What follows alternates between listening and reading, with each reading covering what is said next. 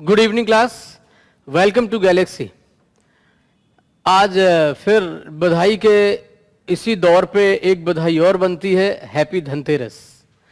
धनतेरस आज की डेट में धनतेरस से लेकर के और आपके आने वाले टाइम तक जो पंच दिवसीय कार्यक्रम होता है दिवाली का, तो आप दिवाली तो मना ही चुके होंगे, इसके साथ ही साथ मना भी लिया है, फिर भी पूरा वीक दिवाली विशिंग चलती है। लिहाजा मैं भी विश करता हूं हैप्पी दिवाली। एंड आपको एक चीज कंफर्म करनी होगी कि अगर एसबीआई पीओ की बात कर रहा हूं या किसी भी एग्जाम की बात करूं, बैंकिंग ओरिएंटेड बात करूं, तो आपको एक चीज तो हमेशा याद रखनी है कि मेरा जो तरीका है आपको समझाने का, उस हिसाब से चलिएगा कि एग्जाम पैटर्न पे अगर मुझे देखना है तो क्या चीजें मुझसे पूछी जा रही। यानी एक चीज कंफर्म हो गई है कि अगर मुझे टॉपिक ओरिएंटेड चीजों के साथ चलना होगा, टॉपिक ओरिएंटेड, तो बेसिकली सारी उन चीजों पे दिमाग लगा के चलना है जिनसे जिनसे आपका काम चलने वाला है। यानी अगर मैं बात करूं ग्रामर पार्ट की बात करूं तो ग्रामर के हिसाब से पूरे ग्रामर को करना चाहिए। Am I clear? हमने लास्ट टाइम आपको जब क्लोज टेस्ट की बात करी, क्लोज टेस्ट के साथ ही साथ हमारे जो टॉपिक में चलता है रीडिंग कॉम्प्रिहेंशन चलता है, रीअरेंजमेंट चलता है, सेंटेंस इंप्रूवमेंट होता है, बहुत सारी चीजें होती हैं। तो आज की क्लास में मुझे पूरा एक प्रॉपर वे में सारी चीजें डिस्कस करनी है और उन तमाम चीजों को डिस्कस करना है जिनके साथ आपको ये चीज लग जाएगी कि अब अगर मेरा ये तैयार है तो मुझे किसी तरह की कोई प्रॉब्लम नहीं होने जा रही। कल हम लोगों ने बात की थी उसी रिदम में और आगे चलना है हमको कि हमारा जो पार्ट था एरर डिटेक्शन का था,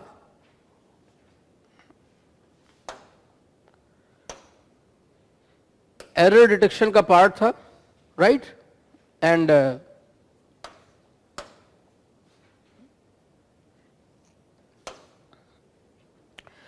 जब एरर डिटेक्शन की बात हम करते हैं आपसे, तो एक चीज तो तय हो गई है कि अगर हम बात करें आपको कंफर्म करने के लिए, तो ये चीजें जब भी आप डिस्कस करते हो तो इनफैक्ट आपके दिमाग में जब भी बात चलती कि एरर डिटेक्शन करना है मुझे, तो मुझे कितनी चीजों को पढ़ना होगा, राइट?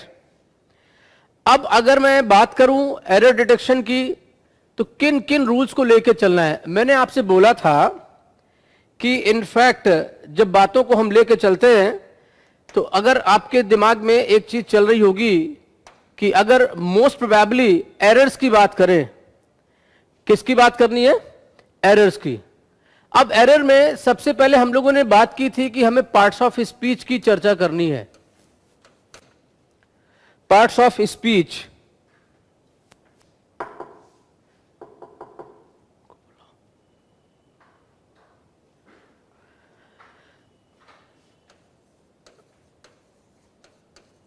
पार्ट्स ऑफ स्पीच में हम लोगों ने जो डिस्कस किया था कल, यहां तक डिस्कस कर लिया, नाउन, प्रोनाउन एंड वर्ब। ये तीन चीजें मैंने आपसे डिस्कस की थी। उम्मीद है कि इन तीनों का डिस्कशन बहुत ही सार्थक रहा, फ्रूटफुल रहा आपके लिए। एंड मोस्ट प्रोबेबली जब ग्रामर आपकी अच्छी हो जाती है तो किसी भी सेगमेंट में आप चले जाइए, कहीं से भी, ओवरऑल सारी चीजें आपके दिमाग में होती हैं। क्योंकि एरर्स पकड़नी है तो आपको टेंसेस की जानकारी, आपको किसी भी तरह की जानकारी जो भी ग्रामर ओरिएंटेड होती है, उन सभी चीजों की जानकारी आपके पास होनी जरूरी है। Is that clear? यानी अब मेरे पास अगर वर्ब के फॉर्मूले में जाना है मुझे, तो क्या करेंगे इसको हम बता रहे हैं।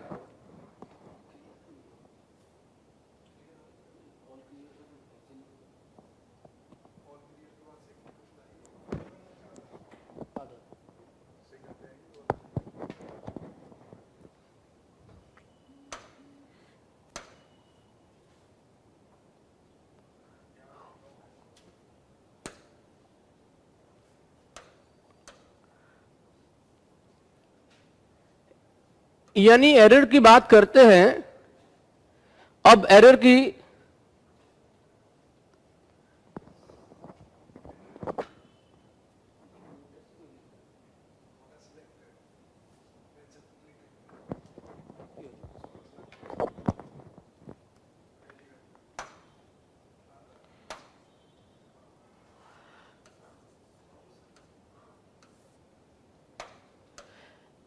यानी अगर मैं वर्ब की बात कर रहा था, बेसिकली आपने वर्ब का पार्ट भी देखा, मैंने आपसे डिस्कस भी किया, तो उसी वर्ब में क्या क्या चीजें आपको डिस्कस करनी है, इन पर बात करनी है। देन आफ्टर हम लोग बात करने जाएंगे आज एडजेक्टिव, फिर उसके बाद बात करेंगे आपको कंजंक्शन, प्रीपोजिशन एंड आर्टिकल की। यानी आज की क्लास में मैं पूरी कोशिश करूंगा कि सारी पार्ट्स ऑफ स्पीच आपकी क्लियर हो जाए। इसका बेनिफिट यह हो जाएगा कि अब आपको पूरी नॉलेज हो गई है कि एरर डिटेक्शन कैसे किया जाता है, कोई भी डाउट आपके मन में नहीं रहेगा। तो अगर हम आज के सेक्शन की बात करें आपसे वर्ब की, तो ये वर्ब में हम किन किन चीजों को ध्यान में रखेंगे। पहली चीज तो ये कि वर्ब दो तरीके से आपसे बनती है। पहला ट्रांसिटिव वर्ब,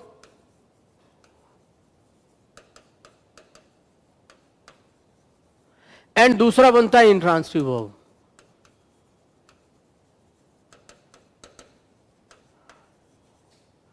आप सबको ये कंप्लेन थी कि सर डायरेक्ट एरर्स आपने पढ़ाई है और किसी तरह का कोई डिस्कशन नहीं हुआ है, ना तो पार्ट्स ऑफ स्पीच का, ना ग्रामर ओरिएंटेड और ना ही टेंसेस का।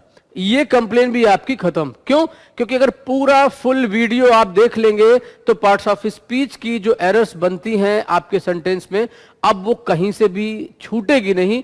आपको सब पता होगा कि कौन सी एरर किस पर बेस्ड है। मैक्सिमम जो फर्स्ट प्रायोरिटी जाती है वो नाउन, प्रोनाउन और वर्ब को जाती है। देन आफ्टर हम लोग बात करते हैं सेकंड चॉइस की, तो सेकंड में बहुत ही कॉम्प्लिकेशंस जिसमें आते हैं वो होता है आर्टिकल और प्रीपोजिशंस का। इसके अलावा कंजंक्शन, एडजेक्टिव और एडवर्ब। मैं ये भी नहीं कहूंगा कि ये पूछे नहीं जाते हैं, पूछे सारे जाते हैं। ट्रांसिटिव वर्ब में जो खास बात है वो क्या है, इस पे क्या चीजें आपको कॉमन आपको तैयार करनी होगी। सबसे पहला पॉइंट मैं आपको बता दूं इसी ट्रांसिटिव वर्ब का, और वो ये है कि no prepositions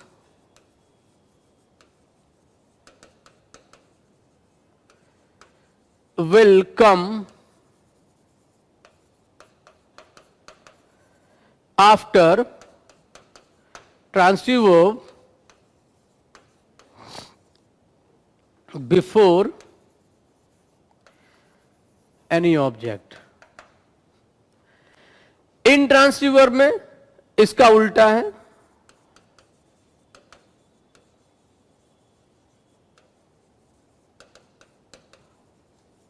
certain prepositions will come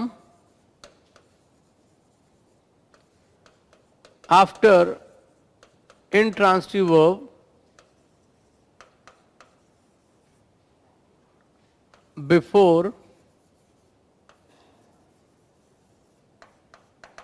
any object। Clear हुआ? यानी कि ट्रांसिटिव वर्ब और इंट्रांसिटिव वर्ब के बीच का जो फर्क है वो क्या है, ट्रांसिटिव वर्ब में किसी तरह का कोई प्रीपोजिशन आप नहीं रखते हैं। क्लियर हुआ? And on the other hand intransitive verb बिना प्रीपोजिशन के कभी किसी सेंटेंस को आगे नहीं बढ़ने देता है। यानी जब भी कोई ऑब्जेक्ट जोड़ेंगे तुरंत उसके पहले आपको एक at least solid, required, suitable, meaningful एक प्रीपोजिशन जरूर लाना होगा। यानी अगर प्रीपोजिशन की एरर मुझे ऐसे कवर करनी है कि मुझे कभी प्रीपोजिशन की एरर मुझे परेशान ना करे, तो मुझे यह भी जानना चाहिए कि ट्रांसिटिव वर्ब और इंट्रांसिटिव वर्ब के बीच का फर्क क्या है। मैं यहां पे अगर कुछ वर्ब लिख दूं, जैसे सपोज करिए लाइक, राइट, यहां पर लिख दूं सी, थैंक, एक्सक्यूज, ये ऐसी डेली रूटीन वाली वर्ब लिखी हैं जिनके तुरंत बाद आप किसी तरह का कोई प्रीपोजिशन रिक्वायर्ड नहीं है। Are you getting my point? किसी तरह का कोई प्रीपोजिशन रिक्वायर्ड नहीं है। अब करेंगे क्या? ऑन दी अदर हैंड अगर मैं यहां पे लिखूं, तो अगर यहां पे लिखना है surprise, right, listen, wait, depend, agree, clear है, रिलाई, ऐसे बहुत सारी वर्ब हैं जिनके साथ हम क्या करते हैं, कोई ना कोई प्रीपोजिशन जरूर लाते हैं। ये जितने भी वर्ब मैंने लिखी हैं आप देख लो इस बॉक्स में। I like your behaviour,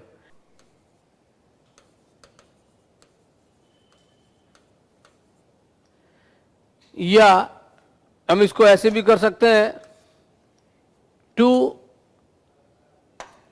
promote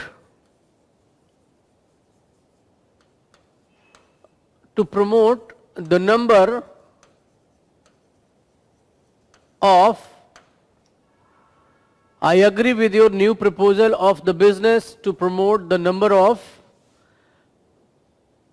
our customers.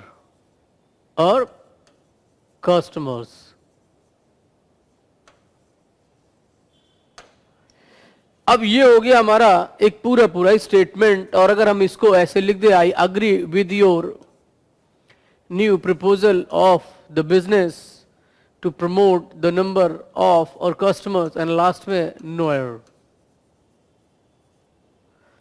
यानी ये हो गया आपका number A, number B, number C, number D and number E. तो बता सकते हैं कहां एरर है इस पूरे स्टेटमेंट में, किस जगह पे आपको एरर लग रही है।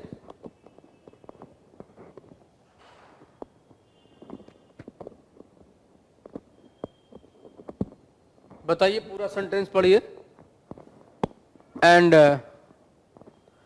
कोशिश करें यहां से पढ़ना स्टार्ट करें। तो देखो पहली चीज तो तय हो गई कि एग्री क्या है। अग्री हो गया आपका इन ट्रांसिटिव वर्ब, राइट।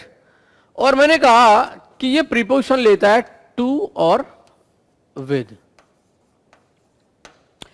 मैं दोनों चीजों को इंटरनली कनेक्ट करके इसलिए चल रहा हूं ताकि आपको यह महसूस हो सके कि अगर मुझे वर्ब पढ़नी है तो सिर्फ वर्ब से काम नहीं चलने वाला है, वर्ब कौन सी है यह भी डिफाइन करना बनता है। एंड देन आफ्टर अगर वो इंट्रांसिटिव है तो अगर मुझे ऑब्जेक्ट जोड़ना है तो कौन से प्रीपोजिशन की मुझे रिक्वायरमेंट होगी, राइट। तो अब क्या करेंगे, अग्री टू कब लेता है, ये नॉन लिविंग के लिए आता है, नॉन लिविंग ऑब्जेक्ट के साथ, और ये आता है लिविंग ऑब्जेक्ट के साथ।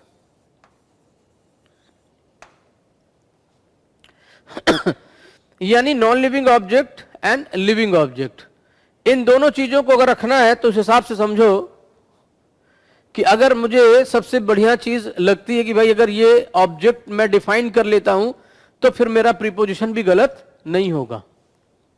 क्लियर हो गया। अब देखो, आई agree with your new proposal. अब न्यू प्रपोजल क्या है, नॉन लिविंग है। अब भाई नॉन लिविंग है तो यहां पे विद नहीं आना चाहिए, यहीं पे गलत है। और ये टू ऑप्शन सही होगा क्योंकि नॉन लिविंग ऑब्जेक्ट के साथ हमेशा टू लेता है। तो हमने क्या लिख दिया, ऑप्शन नंबर बी में एरर हो गई, एंड सॉरी ए में ही एरर है। आई अग्री विद की जगह हो जाएगा टू।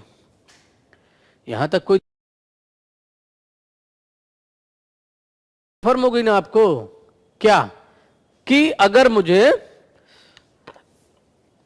वर्ब का सेक्शन पता है and according to that situation if we find that this is intransitive और transitive, I can consider the difference, then हम क्या कर सकते हैं फिर इसके बाद तो फिर हम उसको चेंज ही कर सकते हैं। कोई डाउट यहां तक। चलिए सेकेंड पॉइंट पे बात आती है कि अब मुझे वर्ब में और क्या चीजें पढ़नी चाहिए। पहला पार्ट तो आपने डिस्कस कर लिया, सेकेंड पार्ट वर्ब में क्या पढ़ना चाहिए। तो सेकेंड पार्ट में आता है नंबर 2 हेल्पिंग वर्ब।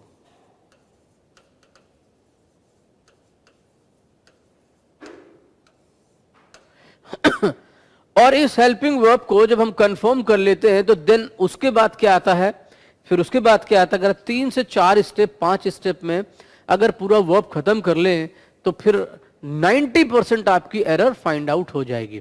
क्यों, आपको नाउन प्रोनाउन पहले से मालूम है, एंड देन आफ्टर उसके तुरंत बाद का जो फॉर्मूला सेट होता है, क्योंकि मैक्सिमम एरर वहीं से बनती है कि भाई हमारा सब्जेक्ट और उसके अकॉर्डिंग मुझे सारी चीजें लेके चलनी है, देन आफ्टर हमको उसी हिसाब से करना होगा।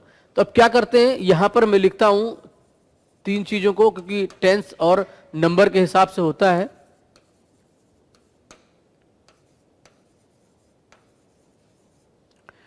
और यहां मैं लिखूंगा सिंगुलर,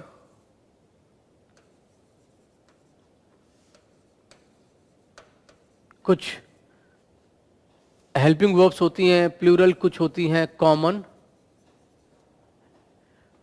तो प्रेजेंट टेंस में आप क्या करते हो, पास्ट में क्या करते हो और सेकंड में क्या करते हो, राइट।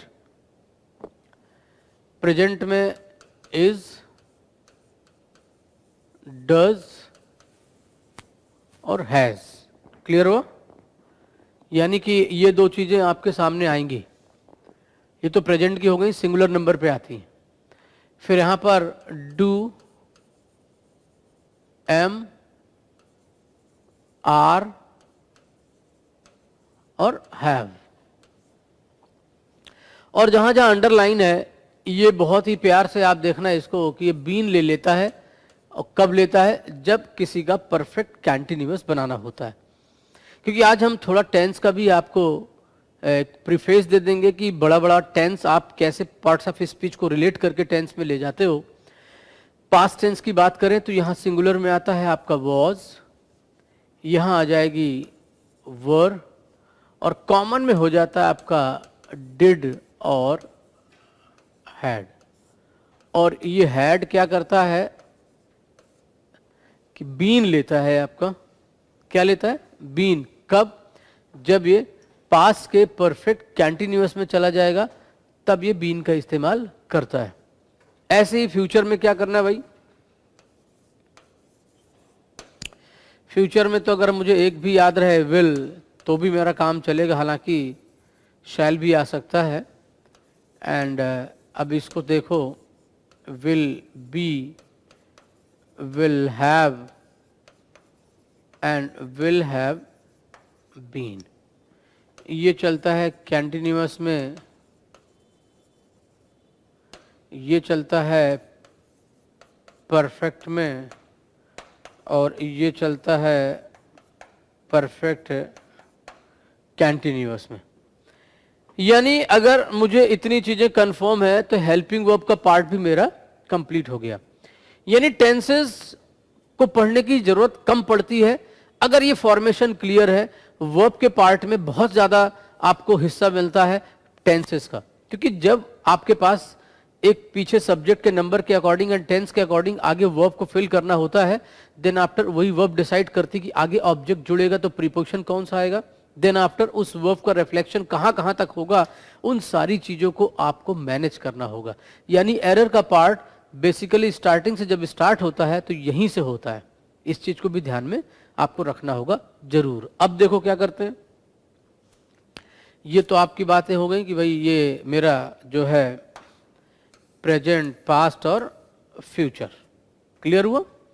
अब अगर हम इन चीजों को डिफाइन कर ले गए और मेरे दिमाग में अगर हेल्पिंग वर्ब का फॉर्मूला चल रहा है, तो आपका वर्ब का पार्ट आधा क्लियर। अब हम क्या करते हैं, मुझे हेल्पिंग वर्ब पता है, मुझे वर्ब में ट्रांसिटिव इंट्रांसिटिव पता है, मुझे मेरे सब्जेक्ट का नंबर पता है, देन नेक्स्ट स्टेप मेरे लिए क्या होना चाहिए। तो अब देखो, अब यहां पर थर्ड नंबर पे आता है मेन वर्ब। और जब हम मेन वर्ब की बात करेंगे तो आप यहीं से अंदाजा लगाओ कि मेन वर्ब में किन किन चीजों को रखना होगा। तो यहां पर बात आती है फॉर्म्स ऑफ वर्ब, यानी कितनी तरह की फॉर्म्स में हम वर्ब को इस्तेमाल करते हैं। किसी भी सेंटेंस में अगर मेरे पास एक सब्जेक्ट है, देन किस टाइप का मुझे वर्ब जोड़ना होगा, तो उसकी हेल्पिंग वर्ब डिसाइड करती है। और हेल्पिंग वर्ब जब डिसाइड कर लेती है तो फिर उसके बाद वैल्यू आती है कि कौन सा फॉर्म आपका वर्ब का सेट होगा वहां पर। तो अब देखो, फर्स्ट फॉर्म,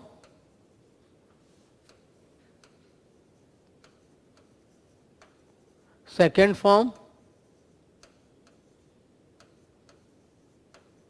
थर्ड फॉर्म,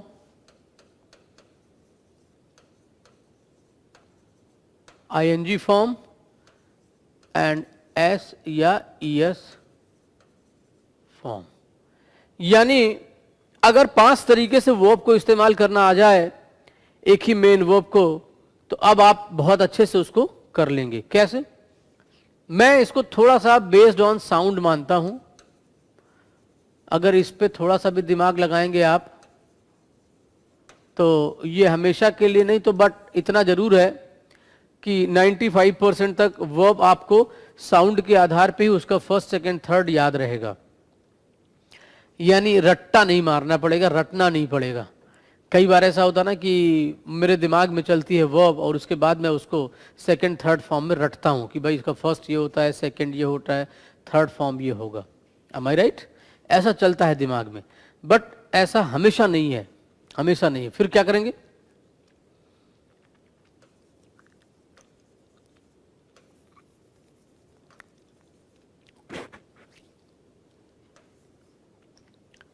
हम पहले लाते हैं सेम साउंड की वर्ब।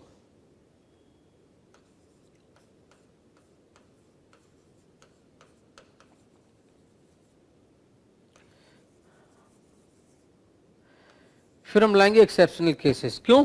क्योंकि किसी का भी एक्सेप्शनल केसेस इंग्लिश में बहुत ही आम बात है। इंग्लिश में बिना एक्सेप्शंस के काम नहीं बनता है, और मुझे लग रहा है रूल से ज्यादा कहीं आपको जरूरत पड़ती है किसकी, कि हम एक्सेप्शनल केसेस को भी ध्यान में रखें। सेम साउंड में देखो तो पर्सोनिफाई, डिग्निफाई, सिग्निफाई। अब इसमें बहुत सारी वर्ब हैं। Signify, notify, horrify, justify, modify, satisfy, recognify, बहुत सारे हैं। यानी ये इतने सारे होते हैं कि मुझे लग रहा है कि अगर आप 50 भी लिखने लग जाएंगे तो 50 से ज्यादा तो आप खुद ही लिख दोगे। लेकिन इनमें एक चीज कॉमन है, वो है इनका राइमिंग, यानी एक जैसा साउंड देते हैं ये। Notify, horrify, justify, signify, modify, personify, तो सब में जो साउंड आ रहा है वो लास्ट का एक साउंड यहां से कॉमन आप पकड़ ले रहे होंगे, और वो है फाई। अब आप देखेंगे कि जब वो इस तरीके से है तो जो उसका सेकंड बनेगा, और ज्यादातर आप देखते हैं जिनमें ईडी फॉर्म लग जाता है तो उसका सेकंड और थर्ड सेम होता है। ये भी 80-90% तक चीजें क्लियर हैं। यानी अब मुझे उस फॉर्मूले तक पहुंचना होगा जहां पे मुझे ये कंफर्म हो जाता है कि बहुत सारी चीजें एक साथ लेके चलो दिमाग में तो सेट हो जाएंगी और टाइम नहीं लगेगा, और जब जरूरत होगी तब रिकॉल हो जाएगा। तो करने का क्या है? डिग्निफाई है तो डिग्निफाइड, सिग्निफाइड, और जो भी आप लिखते हैं वो भी, और ये हो गया आपका सेम, क्योंकि थर्ड फॉर्म वैसे ही रहता है। अब यहां पे मैं और भी लिखता, ट्राई, फ्राई, क्राई, तो मैं यहां भी लिख सकता हूं, सेम साउंड में सब चली जाएंगी, राइट? मैं अगर ऐसे ही कोशिश करूं तो मैं आपको इसको और बढ़ा सकता हूं। चलो, आपको ये भी लगना चाहिए कि हाँ ये बहुत सारी ऐसी हैं जिनको हम बढ़ा सकते हैं। देखो ये जो है, हम इस पार्ट को ऐसे लेके चलते हैं, ये लो और बढ़ा रहा हूं मैं। ट्राई, फ्राई, क्राई, है ना? और भी लेना है, और भी वर्ड्स हम ले सकते हैं, ले सकते नहीं ले सकते? वीप,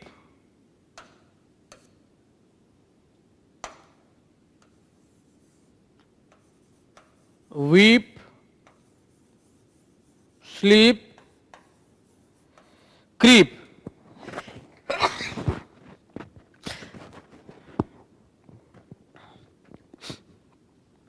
ये सब के सब एक जैसे बदले जाएंगे।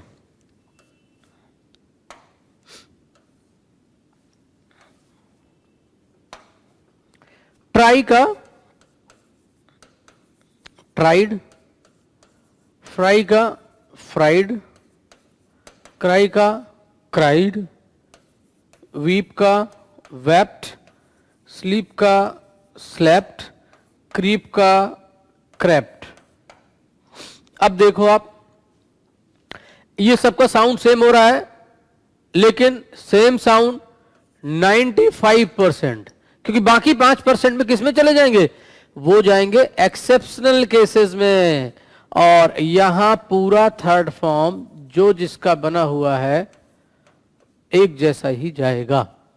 Personified personified, dignified dignified, signified signified, fried cried, web slap crap, सब ऐसे ही चले जाएंगे। और आईएनजी लगाना है तो फर्स्ट पार्ट में ही personifying, signifying, notifying, crying, trying, सब कुछ वैसे ही चलेगा। कोई दिक्कत यहां पर कोई दिक्कत नहीं। यहां ड्राई भी लेते तो भी ड्राइड ड्राइड बनता। और एस या यस का फॉर्मूला होता है, इसका काम जो चलता है वो होता है singular subject, singular subject carries S और यस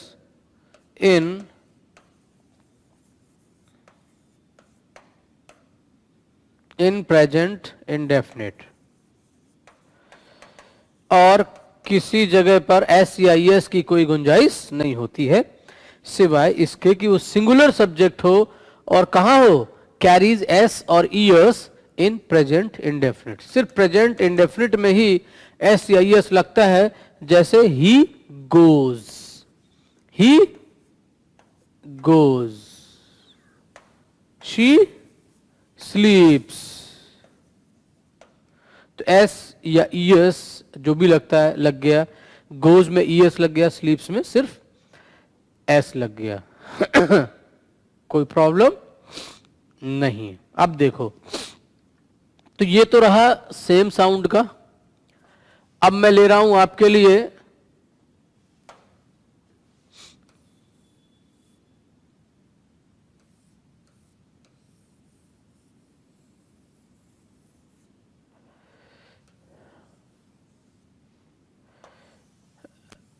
अब देखो, मैं यहां पे चलता हूं आपके लिए इन चीजों को लेकर के, जिसमें आपको ये पता चल जाएगा कि सर एक्सेप्शनल केसेस की चीजों को कैसे आप मॉडिफाई करते हैं और कैसे आप बताते हैं कि ये सर एक जैसे काम करते हैं।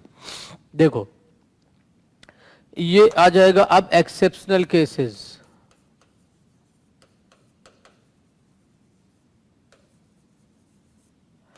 एंड फिर यहां पे मैं लेता हूं फ्री साउंड,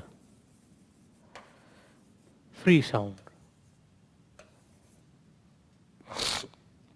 देखिए, एक्सेप्शनल केसेस का मतलब teach, reach, catch and match. आप देख रहे हैं टीच का साउंड रीच का साउंड से मैच हो रहा है, कैच का साउंड मैच के साउंड से मैच हो रहा है, बट ये अलग अलग तरीके से अपने आप को बदलते हैं। जैसे टीच का टॉट और रीच का रीच्ड, कैच का कॉट और मैच का मैच्ड।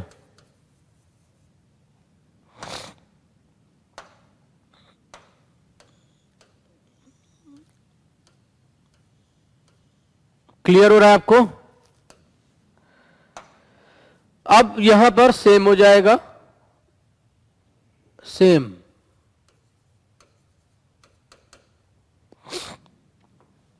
फ्री साउंड का मतलब यह है कि ना तो इनके फर्स्ट सेकंड का मतलब सेकंड से है, ना थर्ड से सेकंड का मतलब है। जैसे गो, सी, है कि नहीं, डू,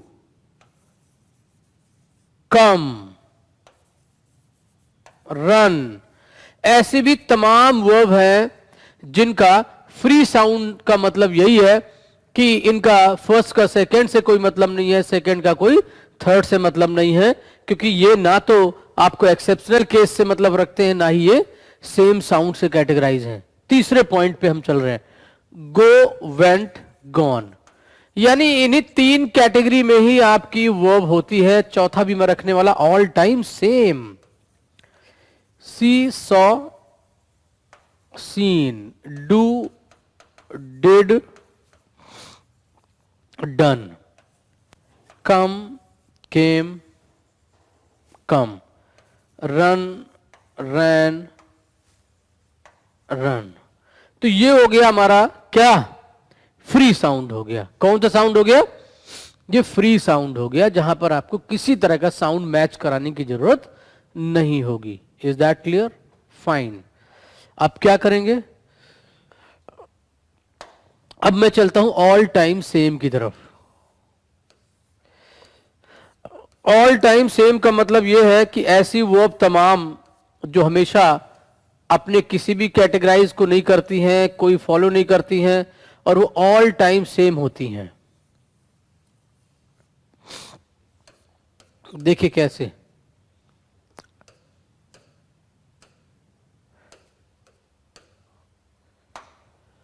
ऑल टाइम सेम, उनका first, second, third all time same होता है, कोई फर्क नहीं पड़ता उसको। जैसे cut, put, set, shut, read,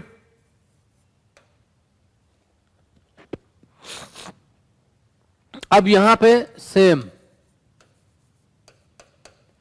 यहां भी सेम, यानी दोनों तरफ same. Cut cut cut, put put put, set set set, shut shut shut, read red red. केवल साउंड चेंज होता है, स्पेलिंग तब भी सेम होती है। यानी अगर मुझे ये कंफर्म हो जाए, और ये बहुत ही लिमिटेड होते हैं भाई, बहुत लिमिटेड होते हैं ये बहुत सारे नहीं होते हैं, ऑल टाइम सेम होते हैं, इनमें कोई फर्क नहीं पड़ता है कि हाँ। लेकिन इसमें दिक्कत क्या होती है? सपोज करो एक सेंटेंस लिखा हुआ है, ही कट्स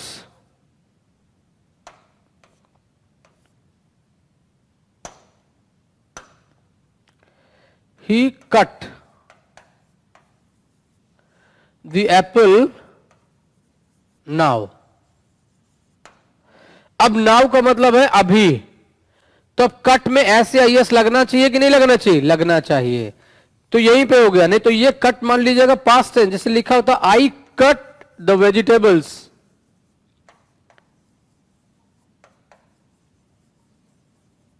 ये तो सही है क्योंकि कट में आई के साथ तो ऐसे एस भी नहीं लगेगा, तो ये पास्ट माने चाहे इसको फिर प्रेजेंट, ये दोनों में चला जाएगा। यानी कि ऐसी कंडीशन में हम गलत भी मान सकते हैं और उसके सेंस को नहीं बदलना है तो बिना बदले भी हम उसको कैरी कर सकते हैं। तो ये चीज आपके सामने आ गई है और यहां तक हम लोग पहुंच गए हैं। जबकि वर्ब अभी कहां तक पहुंच गया? लगभग 70-80% आप समझ गए होंगे। देन आफ्टर फाइनली हम लोग वर्ब के पार्ट को अब बढ़ाते हैं, लास्ट की तरफ ले चलते हैं। अब चौथे नंबर का जो पॉइंट है वो है modal verbs. And modal verbs के बाद फिर लास्ट में एक रूल के तहत हम आपको वर्ब पूरा कर देंगे।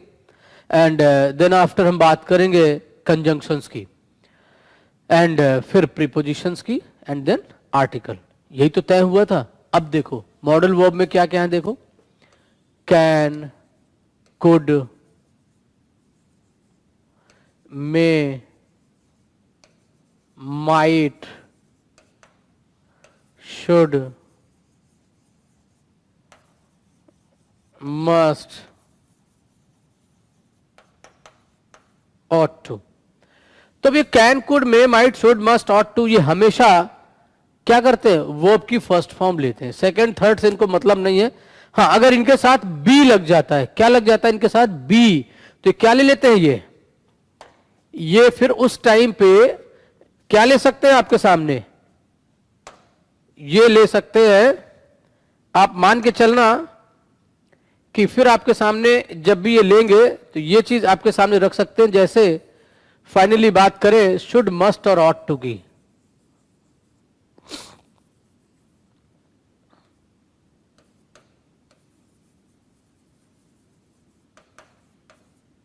और तीनों का मतलब कहीं ना कहीं देखा जाए तो शुड, मस्ट और ऑट टू का मतलब सेम ही है।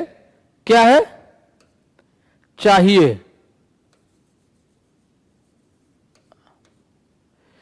तीनों का मतलब सेम है।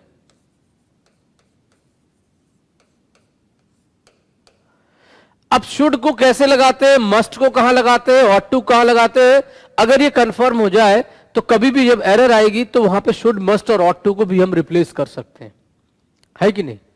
क्योंकि मुझे कंफर्म हो जाएगा कि इसमें एरर कौन से पार्ट में जा रही है। किसी को कोई डाउट यहां तक? क्लियर? शुड मतलब आप देखते हैं simply advise,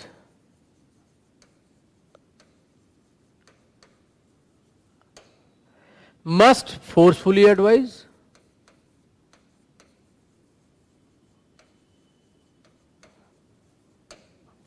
and ought to में फॉर मॉरल एक्शन।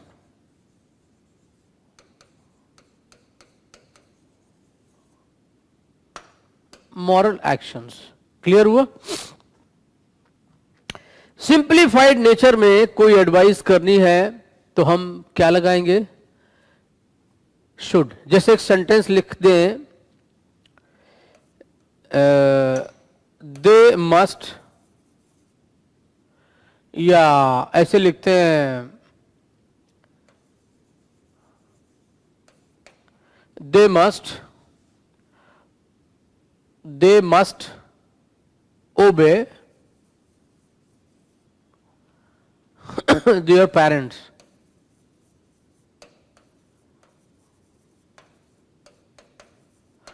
अब उनको अपने माता पिता की आज्ञा का पालन करना चाहिए, तो यहां पर मस्ट की जगह पे ought to बहुत अच्छा होगा।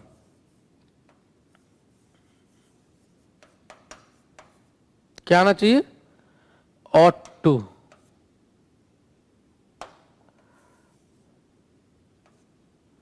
ought to। क्लियर है? इसकी जगह पर तो ये आपको रिफ्लेक्ट करता है कि कौन सी चीज में कहां पर इसको चेंज करना चाहिए, आप देख सकते हैं।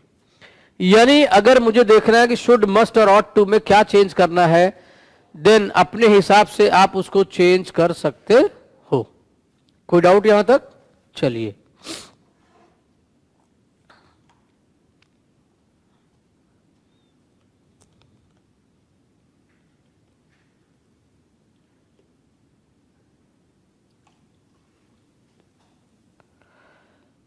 वर्ब के पार्ट में कैसी भी एरर आप देखते होंगे इन्हीं से रिलेट करके आती है।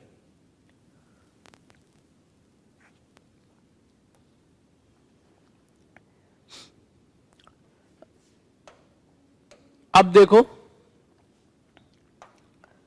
एक होता है जैसे वुड, एक सेंटेंस लिखता हूं, जैसे मान लो लिखा हुआ है,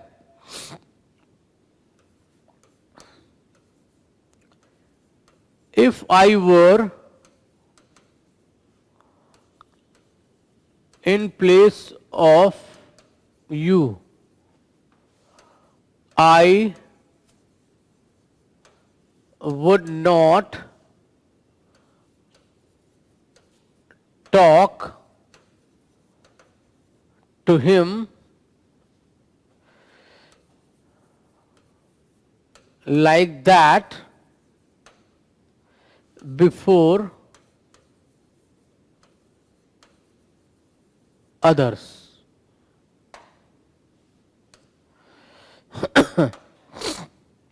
बताइए एरर कहां है? If I were in place of you, I would not talk to him like that before others, last में नो एरर। कहां एरर होनी चाहिए? अब अगर इस पॉइंट पे आप देखते होंगे और आपके दिमाग में जो भी एरर बनती होगी, शायद हो सकता है गुड साउंड करे, गुड अपीयरेंस करे, और आपको ऐसा फील ही ना है कि इसमें क्या एरर है। अगर ऐसी कंडीशन बनती तो एक चीज ध्यान रखना कि अगर कंडीशनल सेंटेंस होंगे,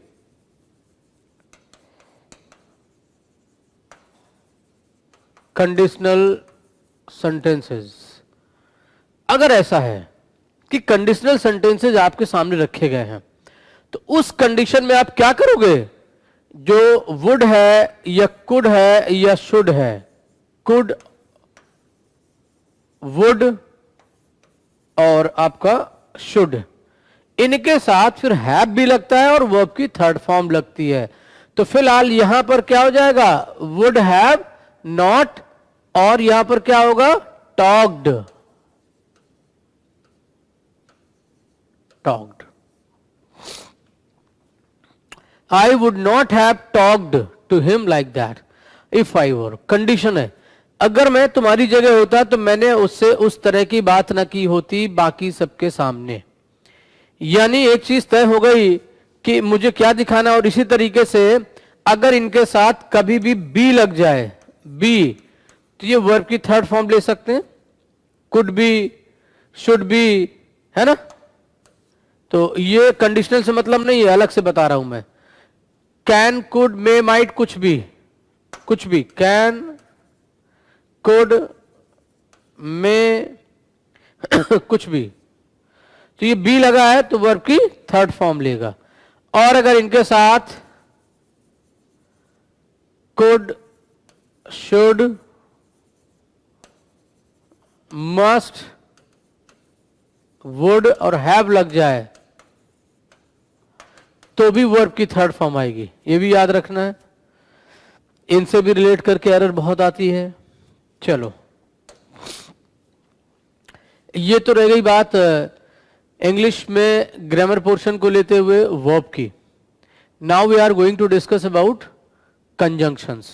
एंड कंजंक्शन में कौन कौन से कंजंक्शंस हैं जो बहुत हाईलाइटेड होते हैं और आपसे बहुत पूछे भी जाते हैं, उन पे डिस्कस करेंगे, डायरेक्ट डिस्कस करेंगे, इस हिसाब से करेंगे कि आपको भी समझ में आ जाए कि भाई नहीं, कंजंक्शन बहुत ही अच्छा इंटरेस्टिंग टॉपिक है।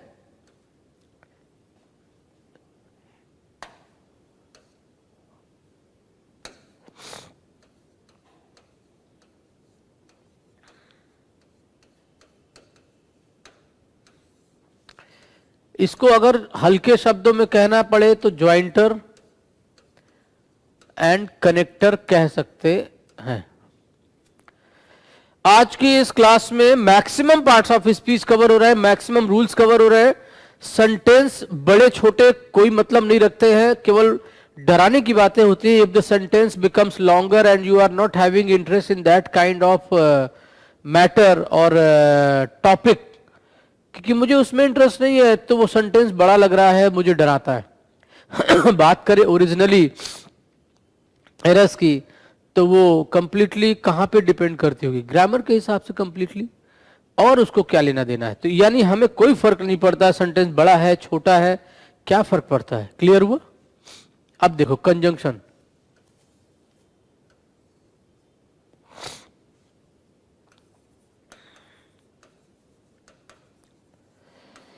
Coordinating conjunction and subordinating conjunction. Subordinating,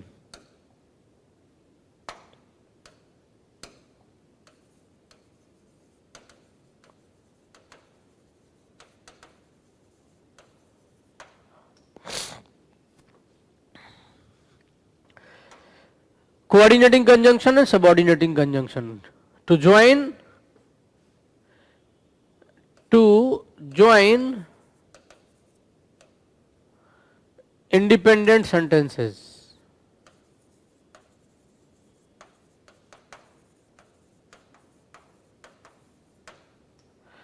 ये इंडिपेंडेंट सेंटेंसेस को जोड़ते हैं। ये काम क्या करते हैं, join dependent,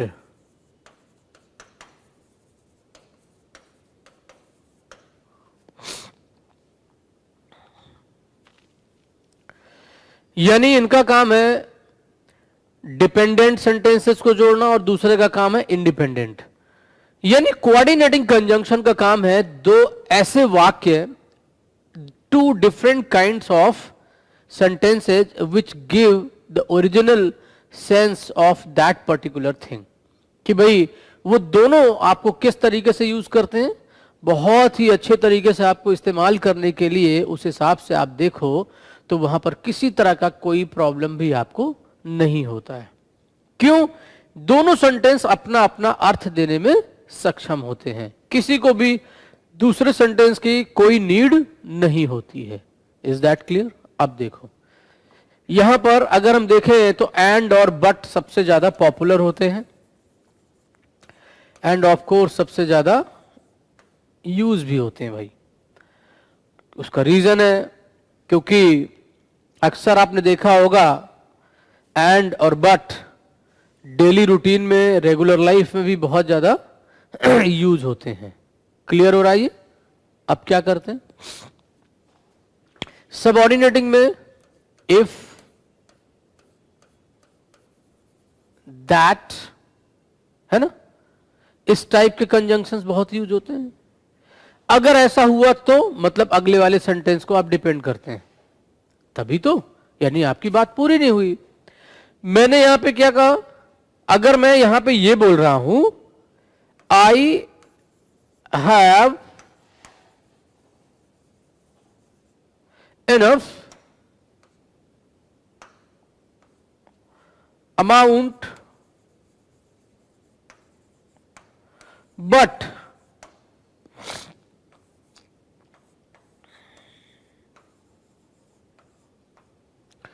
I cannot give you, yeah, but I cannot give it to you. अब देखो आई हैव एनफ अमाउंट, मान लेते हैं ये बट इस दोनों सेंटेंस को अलग करता है, कनेक्ट तो कर रहा है। आई हैव एनफ अमाउंट, मेरे पास पर्याप्त अमाउंट है, धनराशि है। I can not give it to you, मैं तुम्हें नहीं दे सकता हूं। चलो मैं सोचता हूं दोनों सेंटेंस अलग अलग है, तो क्या दोनों को फर्क पड़ रहा है? नहीं पड़ रहा है, कोई फर्क नहीं पड़ रहा है। लेकिन अगर मैं यहां लिख दूं if I will not be there on time, if I will not be there on time, अब अगर मैं वहां समय पर नहीं होऊंगा तो क्या होगा फिर, है ना? तो ये क्या कर रहा है? ये सेंटेंस अपना सेंस पूरा नहीं दे रहा है। यानी एक चीज और, यहां पे मैं दूसरा सेंटेंस लिखूंगा, you have to look after my mother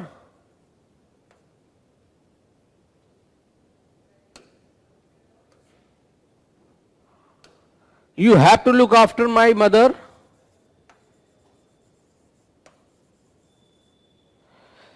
if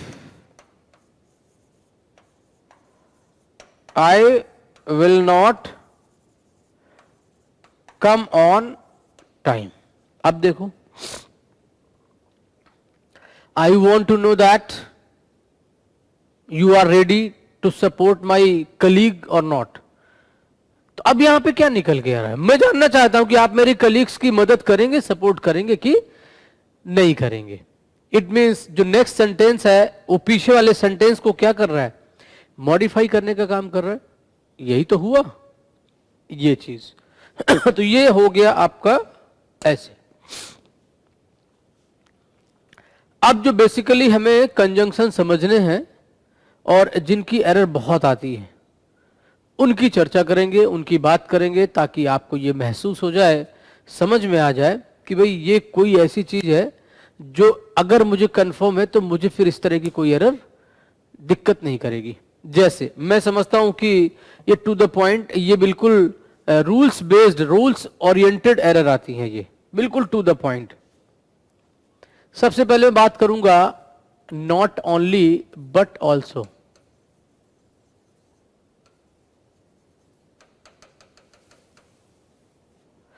not only but also,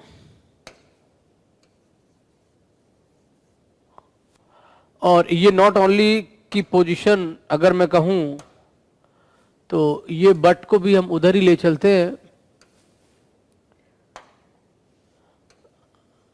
but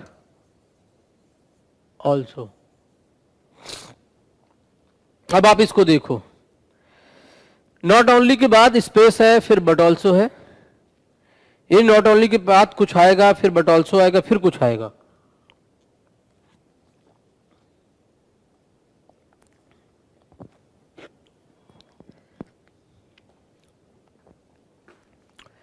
showing the sense of something with other.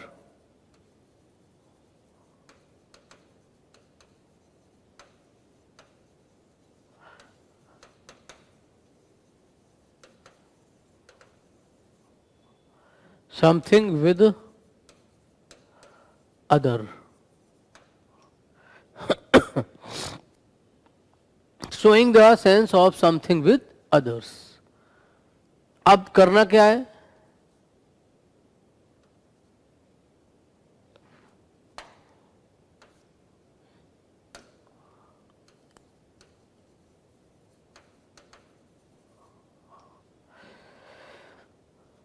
क्या क्लाइमेक्स है इसका?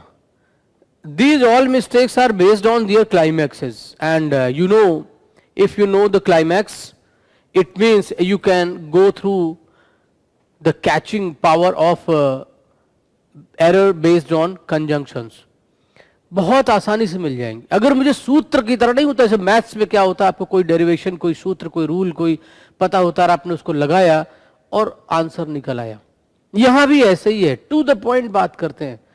नॉट ओनली बट ऑल्सो क्या क्या चीजों को फर्क पड़ता है, कौन कौन सी चीजों में एरर लेके आता है, वो चीजें आपको पता होनी चाहिए. पहली चीज तो ये कि यूज इट ऑलवेज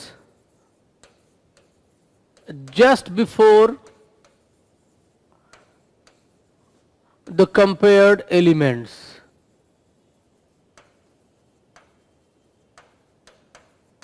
दो चीजें हो गई. पहली चीज तो यह कि एक के साथ दूसरे का अर्थ देता है ये, एंड दूसरा यूज इट ऑलवेज, इसको हमेशा प्रयोग करना कैसे? Just before the compared elements. दो चीजों के बीच में बराबर का स्टैंडर्ड रख करके फिर इसको कंपेयर करते हैं कि जिसके बीच में इसको लगाया जाना है वैसा ही इसको लगाया जाएगा. यानी you should be confident about the comparison and the comparison between two things, objects, persons, things और प्लेसेस, एनीथिंग. जो भी दो चीजें हैं उनके पहले, यानी कम से कम सबसे ज्यादा अगर आप देखना है तो इसकी जो एरर आती है वो मोस्ट इंपॉर्टेंट है, point out the place value, point out it's suitable place. बस ये समझ जाओ, ये इसका नोट है, ये इसका नोट है भाई. अगर आपने सुटेबल प्लेस इसका समझ लिया तो फिर इसकी एरर आपसे नहीं होगी, आई प्रॉमिस. अब एक सेंटेंस लिख रहा हूं, आप खुद ही बताएंगे. एग्जाम्पल लिख रहा हूं और आप इसकी एरर बताएंगे. Not only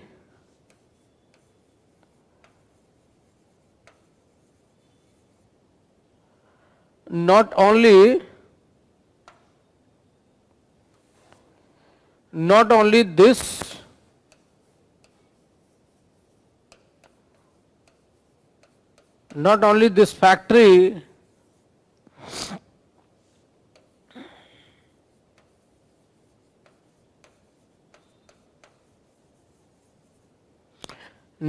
this factory manufactures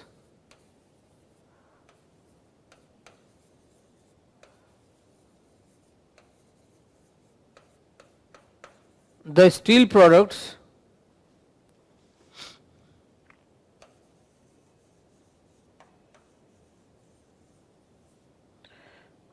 but also some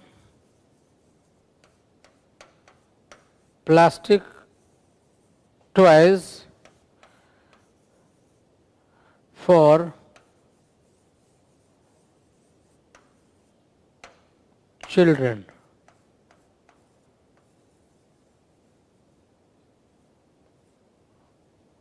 last में आया नो एरर.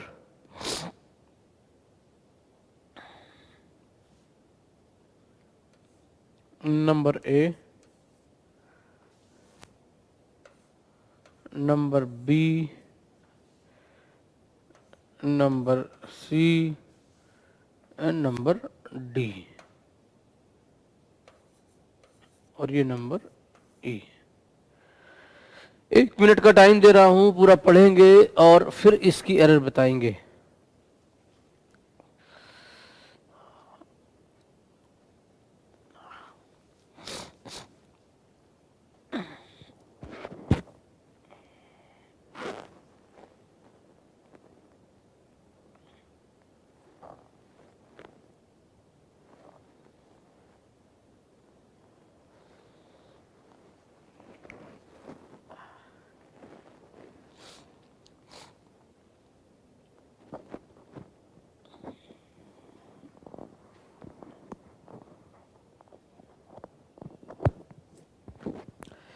यानी आपके पास रूल है ऊपर, है ना, not only but also, not only के ठीक बाद बट ऑल्सो आता है, पहले नॉट ओनली आता है, फिर कुछ आता है, फिर बट ऑल्सो आता है.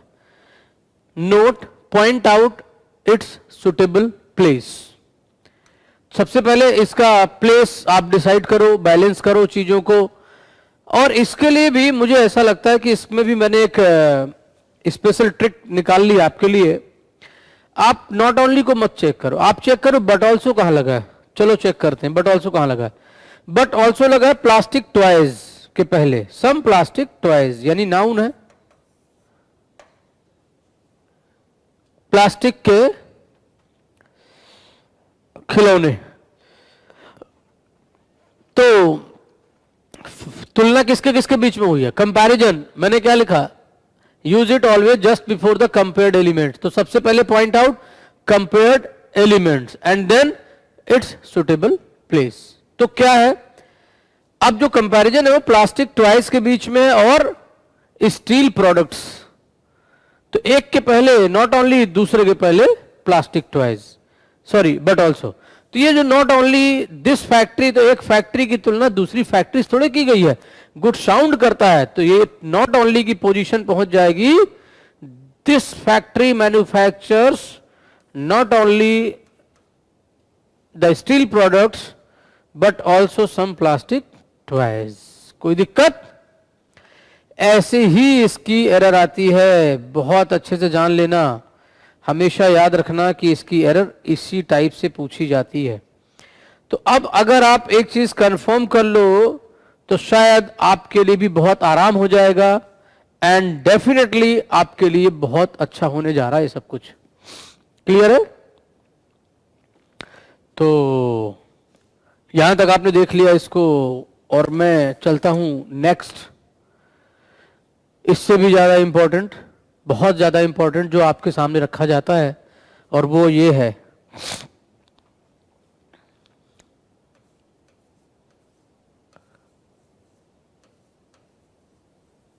नो सूनर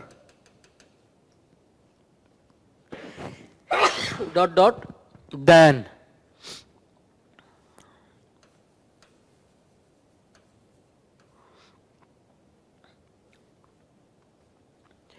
ये नो सूनर मैंने आपको बोला था, कंजंक्शंस अपनी प्लेस के हिसाब से पुट किए जाते हैं. You have to put them on their suitable place.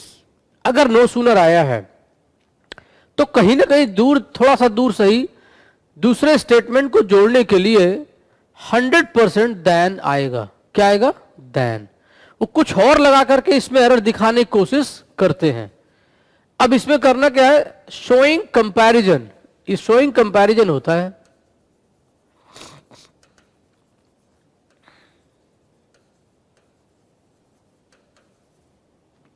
पहली चीज, पहला पॉइंट शोइंग कंपैरिजन होता है. दूसरा हमेशा देन लेता है. एंड फिर क्या होता है, use inversion always. Use inversion always. Inversion क्या होता है, subject before helping verb. Helping verb before subject.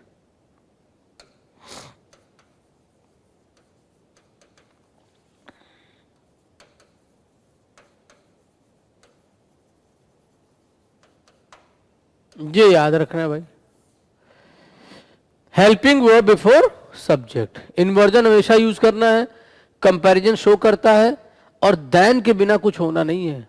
Then की जगह पे देन लगा के एरर आ सकती है, व्हेन लगा के एरर आ सकती है, ड्यूरिंग लगा के एरर आ सकती है. इन तमाम चीजों को लेकर के आपको एरर क्रिएट की जा सकती है, बट आपको परेशान नहीं होना है. दो चीजों फोकस करना है कि पहली चीज तो ये देन लेगा और दूसरा ये इन्वर्जन का इस्तेमाल करेगा. कोई डाउट किसी को? नहीं. अब देखो एक सेंटेंस के रूप में देखते हैं. हाँ, एक चीज और याद रखना है कि अगर ये डिड लग के सेंटेंस आता है, did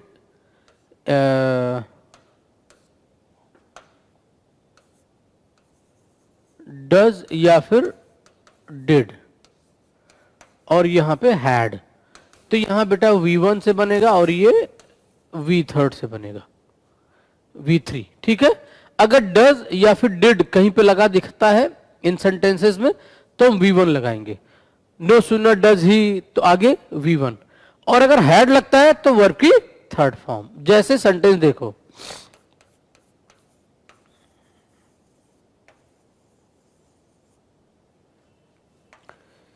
know sooner he had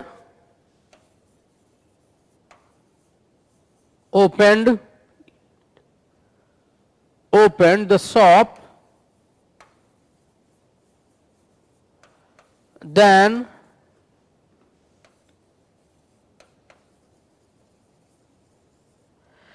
the customers came to purchase the goods। अब आप मुझे एरर बताइए, no sooner he had opened then the customers, then इसको द कस्टमर्स लिख देते हैं, ज्यादा सही रहेगा।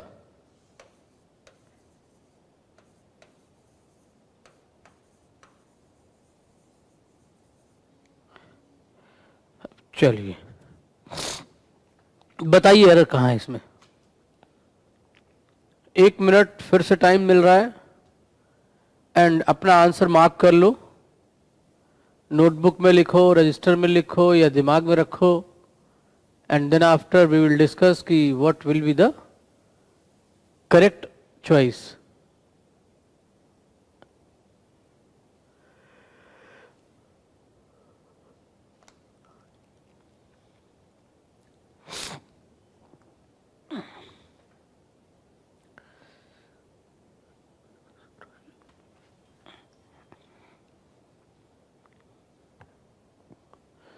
क्लियर हुआ?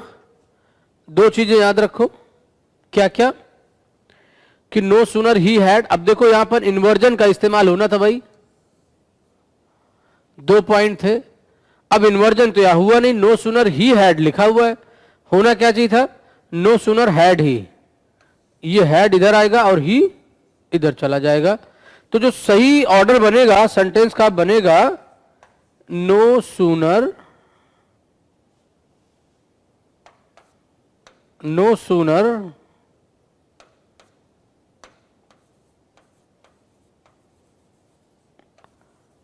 हैड ही, ये सही है, ही हैड नहीं होगा।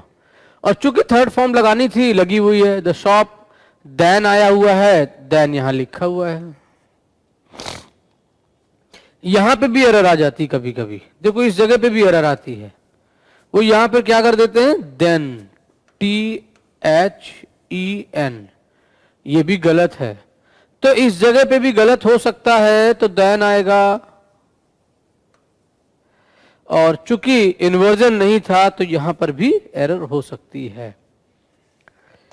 चलो नेक्स्ट, कंजंक्शन नंबर 3, बहुत ही ज्यादा पूछा जाने वाला,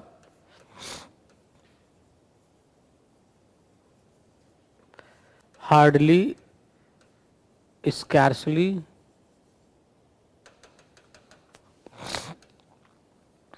व्हेन या फिर बिफोर। बहुत मुश्किल से कि तब, ऐसा सेंस आता है हिंदी में, बहुत मुश्किल से कि तब, शोइंग क्रिटिकल कंडीशन, शोइंग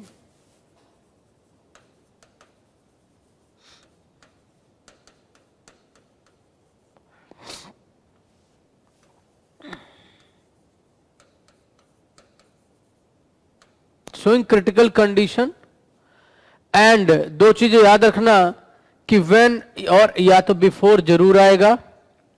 तो पहली चीज नोटिस करने वाली ये कि यूज इन्वर्जन,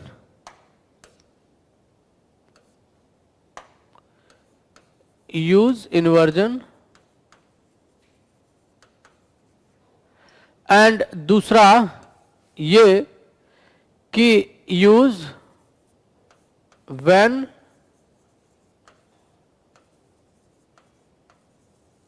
या फिर बिफोर, यानी इन दो में से एक जरूर आएगा। इन्वर्जन जरूर इस्तेमाल करना है।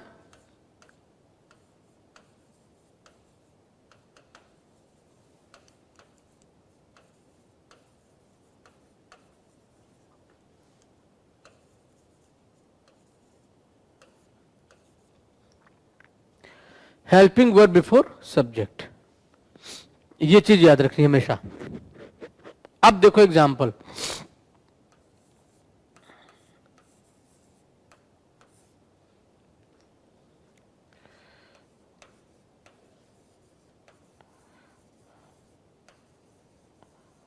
hardly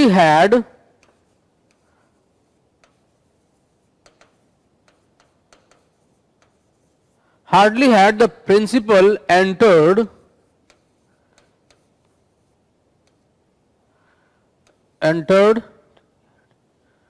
entered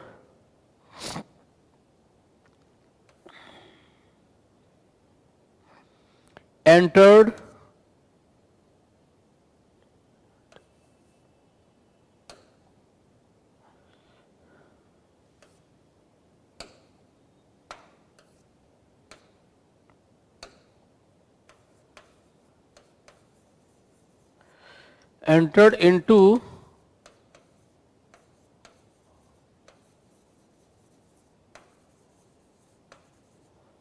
the classroom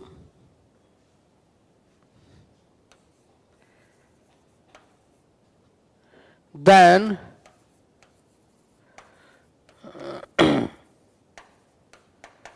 the students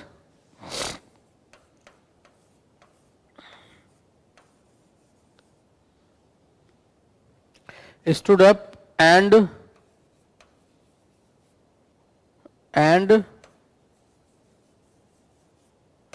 wished him. Hardly had the principal, number A, into the classroom, number B, then the student stood up, number 3 यानी C, and wished him, number D, और last में आएगा no error, और ये बनता है number E। अब आप बताइए, और मैं आपसे पूछूंगा कि कौन कौन से कॉलम में एरर है। सिंगल एक कॉलम में एरर है कि एक से ज्यादा में है, और अगर एक से ज्यादा में है तो किस में है, और अगर एक में है तो क्या है, और कौन सा वर्ड रिप्लेस करेंगे कि सेंटेंस सही हो जाए। जल्दी से बताइए।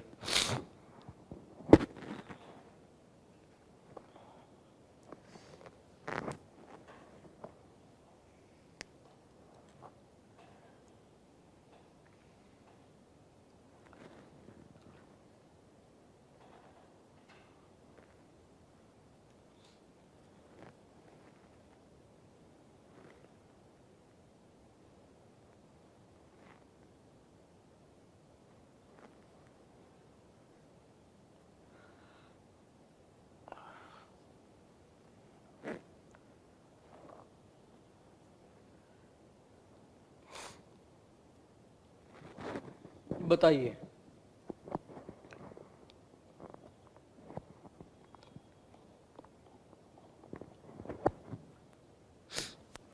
एक चीज तो दिख गई कि हार्डली लगा है, हैड लगा है, वर्ब की थर्ड फॉर्म लगी है, इनटू द क्लासरूम लिखा है, देन आया है। देन गलत है, देन नहीं आ सकता है क्योंकि आपको पता है यूज व्हेन या फिर बिफोर। पहली मिस्टेक, यहां पर व्हेन या फिर बिफोर, मर्जी आपकी, आप कुछ भी लगा सकते हैं। हम चाहे तो व्हेन लगाएं, हम चाहे तो बिफोर लगाएं, कोई दिक्कत नहीं है, यहां तक हमें कोई समस्या नहीं है। तो अगर आपको लगता है सिर्फ एक ही एरर है तो फिर आप गलत हैं। अब देखो, मैं एक चीज और आपको समझा रहा हूं, और अच्छी चीज है ये, देखना कैसे। ये जो एंटर वर्ड होता है, एंटर, एंटर मतलब प्रवेश करना।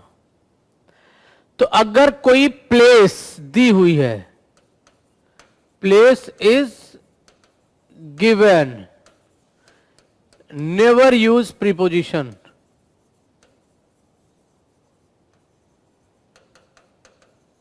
जैसा कि यहां पर इनटू लिखा है, ये गलत है।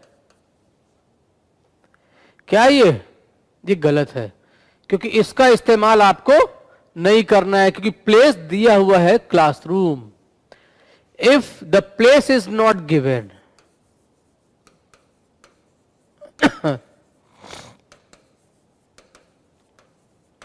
Use into. फिर इनटू आप इस्तेमाल कर सकते हो, जैसे you should enter into your father's business.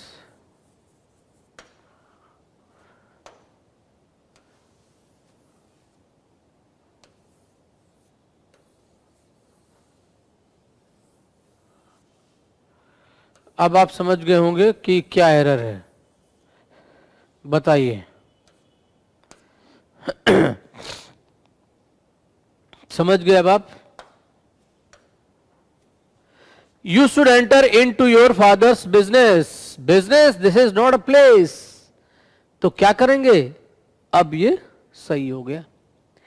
कोई डाउट किसी तरह का? बहुत ही अच्छी कमाल की चीज मैंने आपके सामने डिस्कस की, जिससे आपको ना केवल रूल में कॉन्फिडेंस आएगा, बल्कि आपको एक चीज और कंफर्म होगी कि भाई ये चीज तो बहुत सही जा रही है।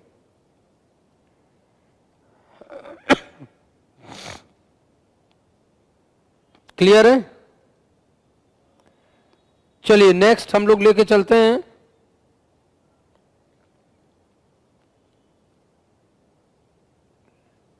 एंड नेक्स्ट में जो हमारा डिस्कशन है वो बनेगा नीदर नॉर और ईदर और।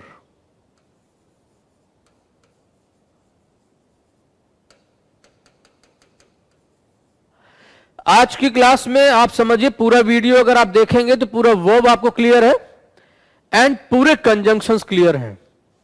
यानी एक क्लास में 2 से 3 पार्ट्स ऑफ स्पीच को पूरा फिनिश किया है विद रूल्स एंड अच्छी अंडरस्टैंडिंग के साथ, पूरे एलेबोरेशन के साथ। यानी आगे आपको किसी तरह की कोई प्रॉब्लम नहीं होगी। ईदर और,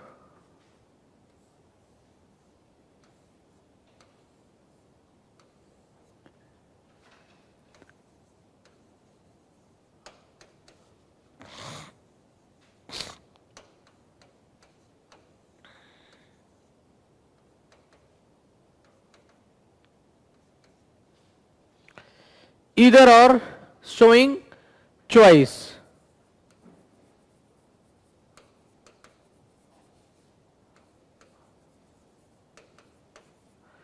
showing choice in positive manner. यानी एक चीज की चॉइस तो होती ही है मेरे पास। अब एक चीज क्या होती है, ईदर के बाद अगर सब्जेक्ट सिंगुलर है और के बाद भी सिंगुलर है,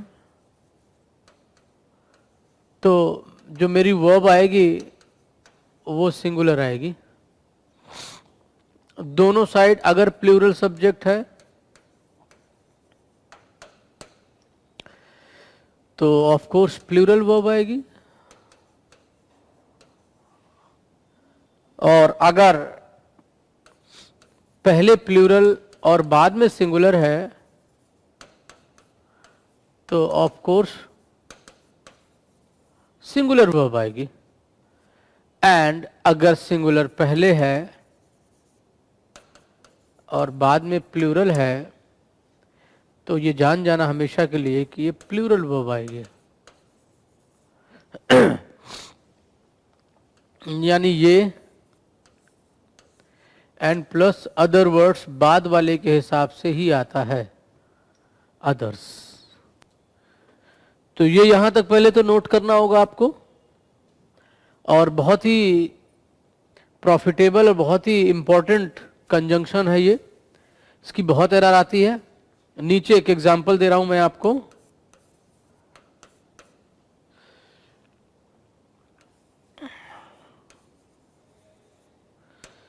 either the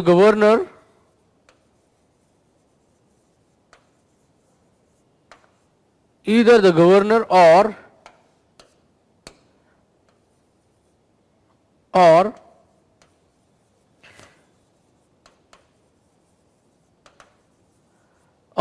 authorized person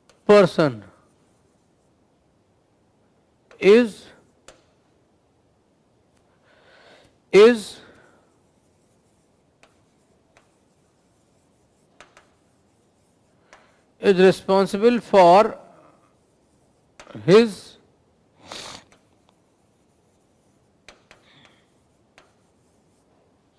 his mistake। अब आप मुझे बताइए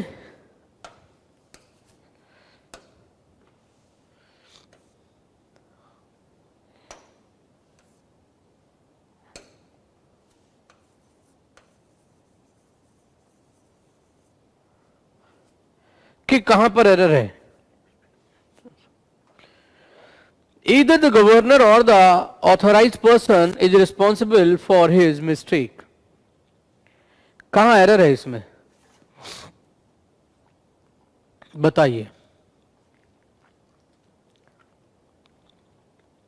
कोई मिस्टेक नहीं है, इधर लगा है, और के बाद ऑथराइज्ड पर्सन, ये भी सिंगुलर है, वर्ब सिंगुलर आ गई।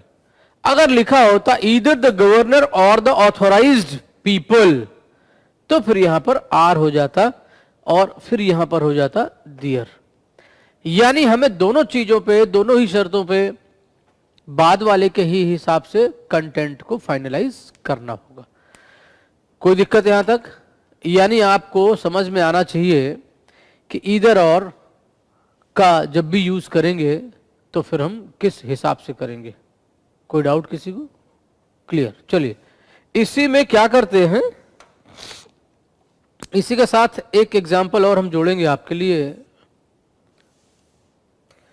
और आप समझ भी जाएंगे कि मैंने क्यों यहां पे जोड़ा हुआ है। और अब मैं जो करने जा रहा हूं वो ये है, नीदर नॉर। और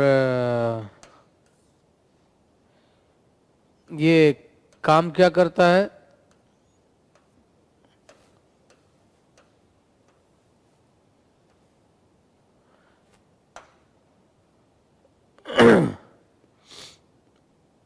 complete negative sense.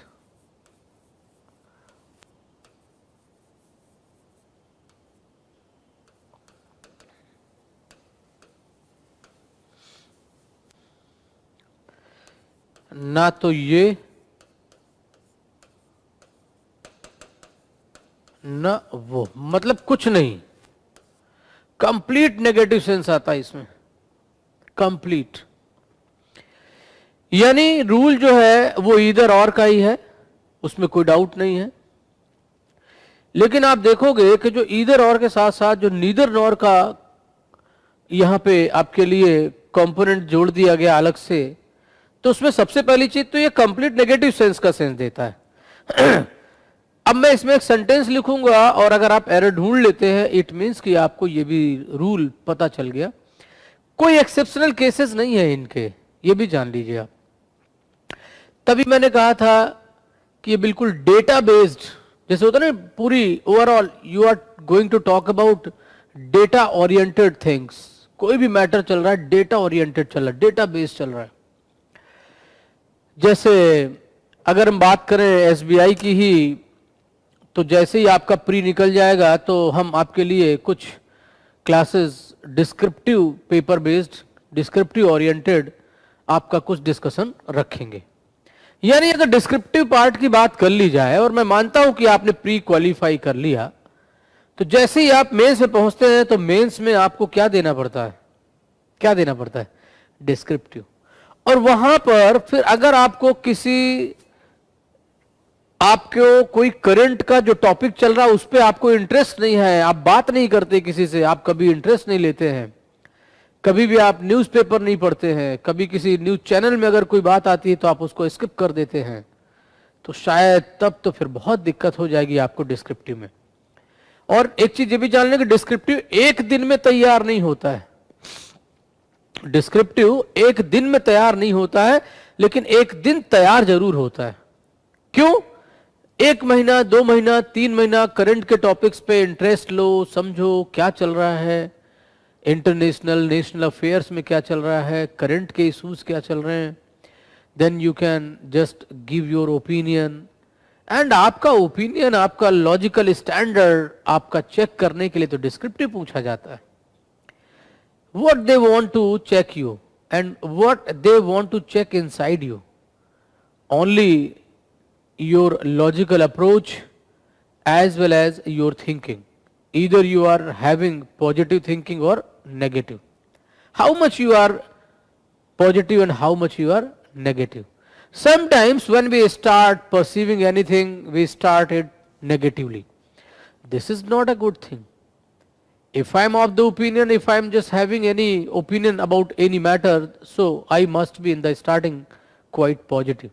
And then I can just I can point out each and every reason behind it, then I can decide in negative or positive. तब तो ठीक है। यानी एक चीज कंफर्म करो कि अगर मुझे ये एग्जाम क्वालिफाई करना है, क्वालिफाई नहीं स्कोर करना है भाई, चलो प्री मेंस के मार्क्स नहीं जुड़ते हैं, लेकिन अगर मैंने प्री में बहुत ही अच्छे से उसको निकाल लिया है तो मेरा मेंस में मेरा जो कॉन्फिडेंस है बूस्ट रहेगा, मेरा जो मोरल है वो अप रहेगा, है कि नहीं? इसलिए मैं बोलता हूं हमेशा, राइट? एक एग्जांपल दे रहा हूं,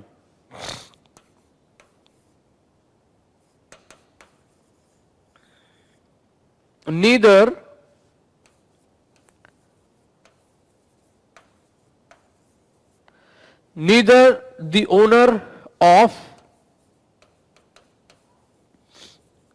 this shop nor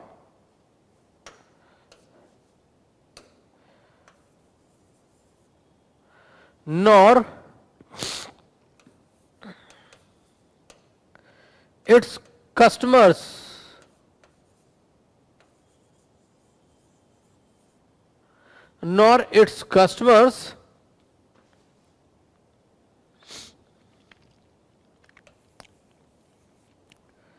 are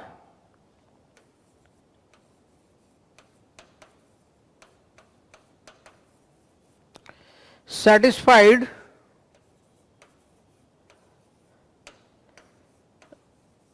with the servants who are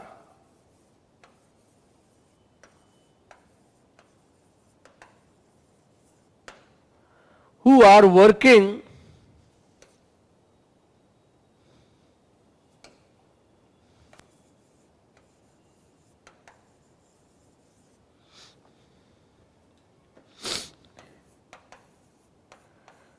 in the shop.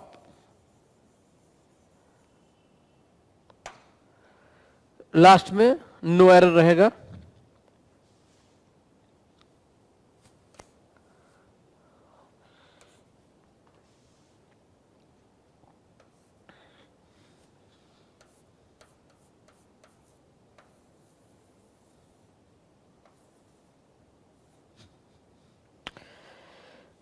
Number A, number B, number C,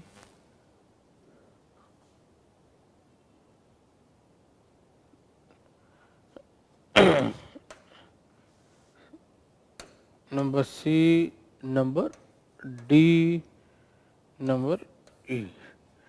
I'm giving you 1 minute and पूरा सेंटेंस पढ़ो, ठीक से पढ़ो और एरर बताओ।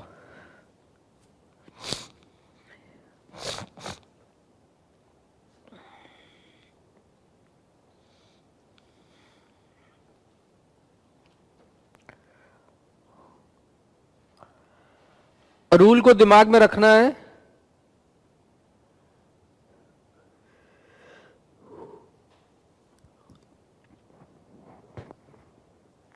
और फिर बताना है आपको एरर।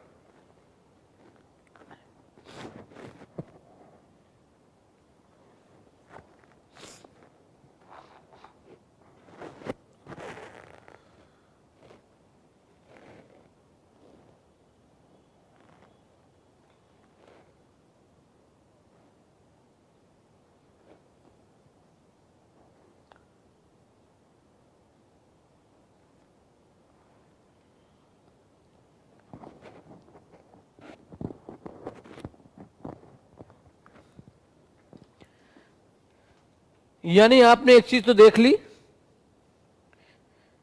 कि जो भी आपने देखा कि नीदर नॉर का जो कॉन्सेप्ट है, तो नीदर दी ओनर, आप यहां से देख लो। सबसे पहले हम देख रहे हैं neither the owner of this shop. अब नीदर दी ओनर हमारा क्या है? Singular number of this shop nor its customers. It's आया शॉप के लिए, नॉर के बाद आया कस्टमर्स, ये क्या है? प्लूरल। तो आर सेटिस्फाइड, ठीक है, आर आ गया क्योंकि आपको प्लूरल के हिसाब से लगाना है, क्योंकि बाद वाले के हिसाब से लगता है, नीदर के बाद नहीं लगता है, नॉर के बाद के हिसाब से लगता है। Satisfied with the servants who are working in the shop. तो अब मुझे लग रहा है इसमें तो फिलहाल कोई एरर नहीं है, यानी ये नो एरर। अब अगर इसमें एरर डालनी है तो देखो हम कैसे एरर इसमें सेट करते हैं।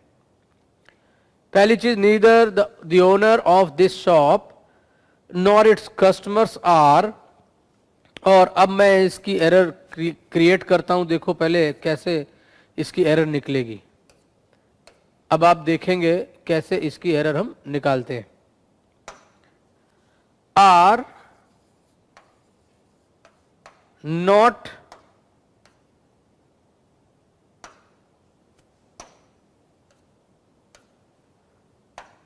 neither the owner of this shop nor its customers are not satisfied। भाई नीदर नॉर में नॉट का कॉन्सेप्ट नहीं लाया जाता है, ये भी याद रखना। क्या नहीं लाएंगे? इस नॉट को लाने की कोई जरूरत नहीं है। अरे भाई नीदर नॉर का मीनिंग पहले से क्लियर है कि ना तो ये ना वो, ना तो ये ओनर यानी शॉप का मालिक, ना ही उसके ग्राहक, वहां जो कस्टमर के लिए जो काम कर रहे हैं, ओनर के लिए जो काम कर रहे हैं, नौकर हैं, उनसे कोई सेटिस्फाइड नहीं है। तो अब नॉट को जबरदस्ती लगाने की जरूरत नहीं है। जबकि जल्दीबाजी में अगर देखा जाए तो neither the owner of this shop nor its customers are not satisfied, लग रहा है हाँ सेटिस्फाइड नहीं है, तो नॉट ठीक है। बल्कि अगर आप देखें तो उस नॉर की वजह से नॉट लगाने की जरूरत नहीं है। नीदर नॉर का कॉन्सेप्ट ही यही है, उसी के हिसाब से है कि हमें अब नॉट की आवश्यकता नहीं है। तो यहां तक किसी को प्रॉब्लम? यानी अब आपने देख लिया ईदर और, neither nor, not only but also, and आपने देखा no sooner dot dot than, hardly, scarcely dot dot, when और बिफोर। ये जो मैंने 7 कंजंक्शन आपके सामने डिस्कस किए हैं बहुत इंपॉर्टेंट है, यकीन मानिए बहुत इंपॉर्टेंट है। मैं अपनी नज़र से आपको बताऊं कि इतने सालों के एक्सपीरियंस में मैं 10 से 12 कंजंक्शन का ही यूज़ देखता हूं मैक्सिमम, जो आपसे पूछ लिए जाते हैं।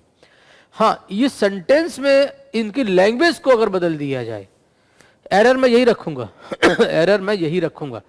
लेकिन अगर मैं बात करूं आपसे कि सेम एरर को अगर मैं फाइंड आउट करूं किसके अकॉर्डिंग, आपके बजट से बाहर हो जाएगी वो एरर। क्यों?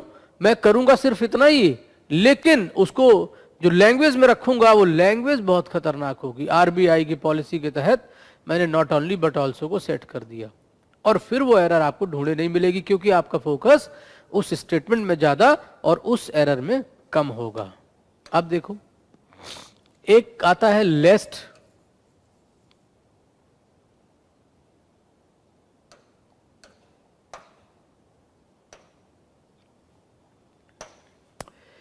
एक आता है लेस्ट डॉट डॉट डॉट शुड। कहीं ऐसा ना हो कि, ये शोइंग कंडीशन होता है, शर्त सूचक।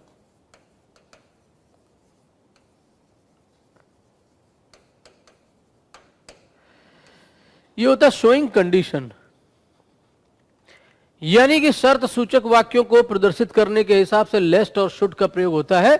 और अगर हिंदी में बात करें तो इसका मीनिंग निकलता है कहीं ऐसा ना हो कि, कहीं ऐसा ना हो कि, ये हिंदी में सेंस निकलता है।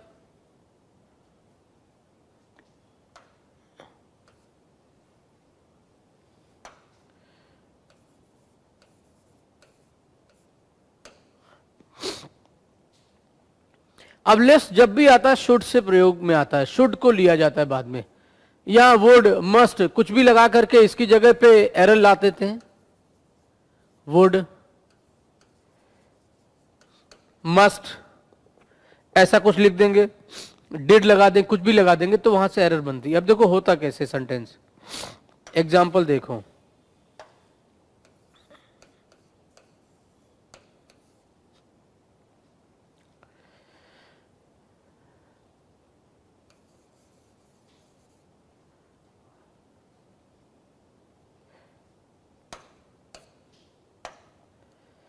Work sincerely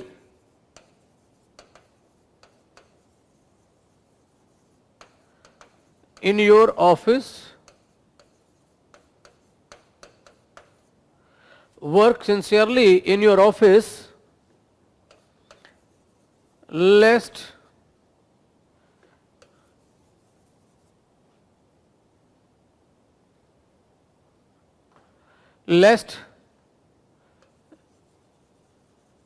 you should be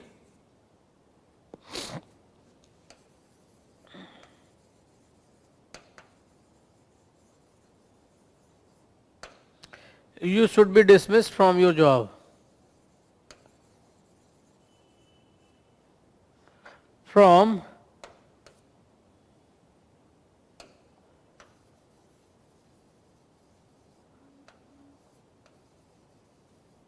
your job. To work sincerely in your office,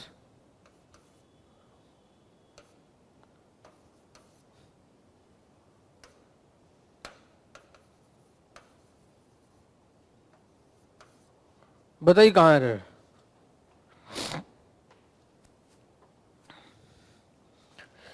sentence पढ़िए, बहुत ही छोटा स्टेटमेंट है, रूल्स फॉलो कर रहा है पूरा। एंड इन्हीं से एरर बनती है प्री लेवल पे। और आप, मुझे पता है कि most of the students are very common who have applied not only for SBI PO but also IBPS PO and clerk. So if you are the same person who is going to appear in PO and clerical exams both, so you all must be sincere for different categories and standard of sentences. Work sincerely, ध्यान पूर्वक काम करें अपने office में, कहीं ऐसा ना हो कि आप निकाल दिए जाएं। तो लेस्ट you should be dismissed from your job, तो इसमें एरर कहां से लाते हैं वो लोग?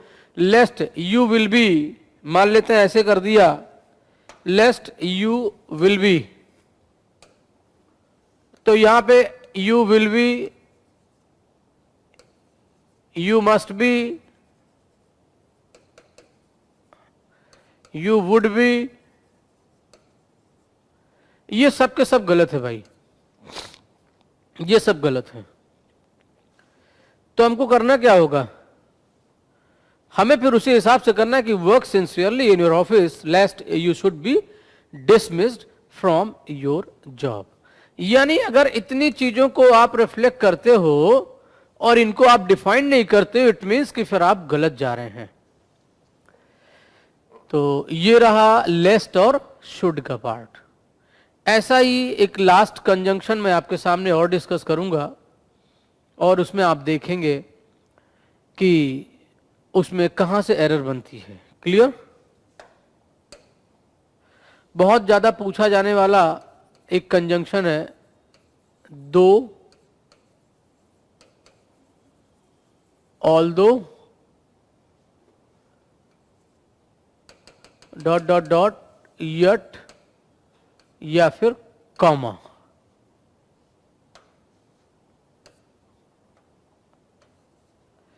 यानी ये भी कंडीशन ही दिखाता है, माना कि फिर भी, और ये दो चीजों पे तय होता है कि ये बाद वाले सेंटेंस को यट से या फिर कॉमा से ही जोड़ता है भाई। इसकी बहुत एरर आती है, इसकी एरर बहुत आती है। एंड मोस्ट प्रोबेबली मैं आपको बताऊं कि आप ये चीज जान लीजिए कि जब भी आप डिफाइन करेंगे दो ऑल्दो को यद्यपि, माना कि, जैसा कि, फिर भी, माना कि वो बहुत अमीर है फिर भी, तो शोइंग कंप्लीट कंट्रास्ट होता है। ये showing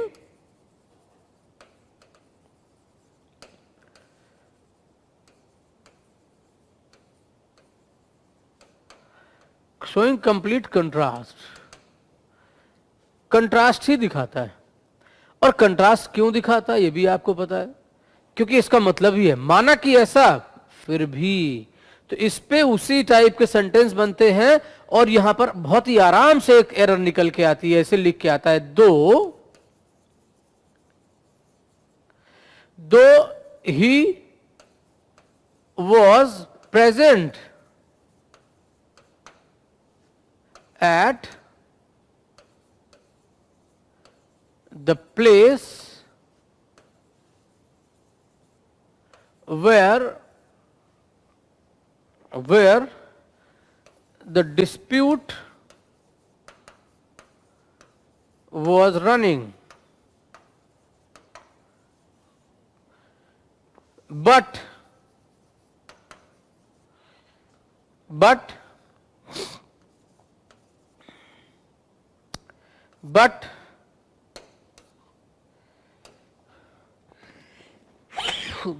he did not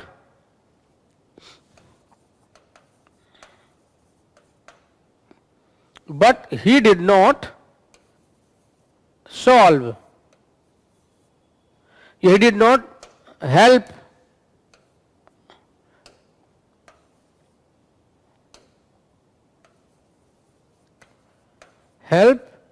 to solve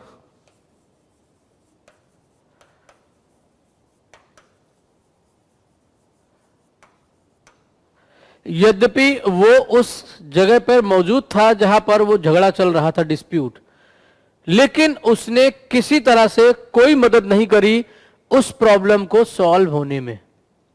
अंदाजा लग गया होगा आपको कि क्या दिखाना चाह रहे थे इस सेंटेंस में। यद्यपि ऐसा था, दो he was present at the place, तो आपको तो पता है कि दो और ऑल्दो के साथ यट या फिर कॉमा आना चाहिए। गुड साउंड जरूर कर रहा है, बट एरर इसी जगह पर है। यहां पे मैं चाहूं तो कॉमा लगा दूं या फिर मैं चाहूं तो यट लगा दूं, यानी मेरे पास दोनों चॉइस है, लेकिन बट किसी भी तरीके से सही नहीं है। लिहाजा अगर आप बट लगा देते हैं तो फिर गलत है। इसी के साथ ही मैंने अपना डिस्कशन जो मैंने आपसे बोला था मैक्सिमम, वो पूरा कंजंक्शन फिनिश किया है। अब पार्ट्स ऑफ स्पीच में जो बड़ी बड़ी चीजें जो बहुत ज्यादा पूछी जाती थी वो मैंने आपको डिस्कस कर दी हैं। एंड उम्मीद करता हूं कि इन पर बेस्ड अगर एरर कोई आती है तो आप उसको जरूर करेंगे। नेक्स्ट क्लास में जब भी हम प्रैक्टिस ओरिएंटेड सेशन में चलेंगे या मिसलिनियस के पार्ट में चलेंगे तो ये सारी चीजें आपको उस समय याद आएंगी और मैं आपको रिमार्क भी करूंगा कि देखो ये रूल था, ऐसे डिस्कस किया था और ये ऐसे यहां पर इंप्लीमेंट होता है। तो all the best, keep practising and be safe and जितनी भी चीजें आपने दिमाग में रखी उनका प्रॉपर प्रैक्टिस करते रहे, ताकि जब भी आप एग्जाम पैटर्न चीजों में जाते हैं या एग्जाम ओरिएंटेड चीजें आप डिस्कस करते हैं तो सेल्फ असेसमेंट के साथ उन कमियों को, उन एक्सप्लेनेशन के साथ में उन चीजों को इंप्रूव करें और एरर लेस सेंटेंसेस बनाने की कोशिश करें। तब तक के लिए keep practising, all the best, thank you.